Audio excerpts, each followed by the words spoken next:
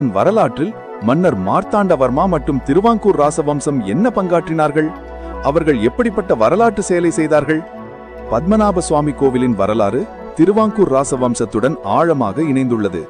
இந்த ராசவம்சம் கேரளாவின் அரசியல் மற்றும் கலாச்சார மையமாக மட்டுமல்ல, இந்த கோவிலை உலகின் மிகவும் பணக்கார மற்றும் மர்மமான கோவிலாக மாற்றியதில் மிகப்பெரிய பங்கை வகித்தது. 18ஆம் நூற்றாண்டில் திருவாங்கூர் மன்னர் அணிழம் திருநாள் மார்த்தாண்டவர்மா ஆட்சியை ஏற்றுக்கொண்டார்.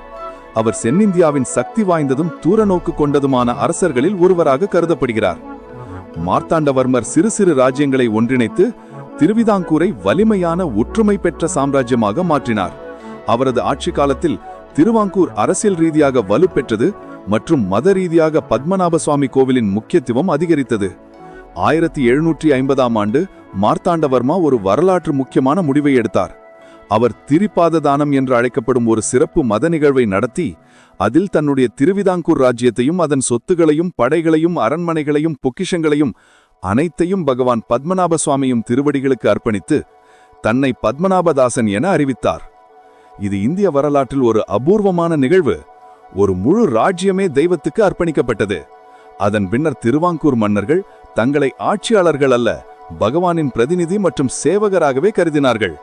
இதன் காரணமாக தலைமுறை தலைமுறையாக இந்த கோவிலில் பொக்கிஷங்கள் குவிக்கப்பட்டு வந்தன. கோவிலின் செல்வமும் விரிந்தது. மார்த்தாண்டவர்மா வரலாற்றில் குறிப்பிடப்பட்டுள்ளதற்கு மற்றொரு காரணம் 1741இல் அவர் டச்சு ஈஸ்ட் இந்தியா கம்பெனியை தோற்கடித்தார். இந்த போர் கொலாச்சல் போர் என அழைக்கப்படுகிறது. அப்போது யூரோப்பிய சக்திகள் இந்தியா முழுவதும் தங்கள் ஆதிக்கத்தை விரிவாக்கம் செய்து கொண்டிருந்தன. ஆனால் திருவாங்கூரின் சிறிய படை பகவான் பத்மநாப சுவாமியுடன் கொண்ட அசைக்க முடியாத நம்பிக்கையுடன் டச்சு படையை தோற்கடித்தது. இது ஆசியாவில் ஒரு உள்ளூர் இந்திய மன்னர் யூரோப்பிய ஆளுமையை தோற்கடித்த முதல் போராகும். இந்த வெற்றிக்கு பிறகு மார்த்தாண்டவர்மர் மேலும் பக்தியுடன் தனது ஒவ்வொரு வெற்றியையும் பகவான் பத்மநாப சுவாமிக்கே அர்ப்பணித்தார். பத்மநாப சுவாமி கோவில் மீது பல முறை தாக்குதல்கள் நடந்தன.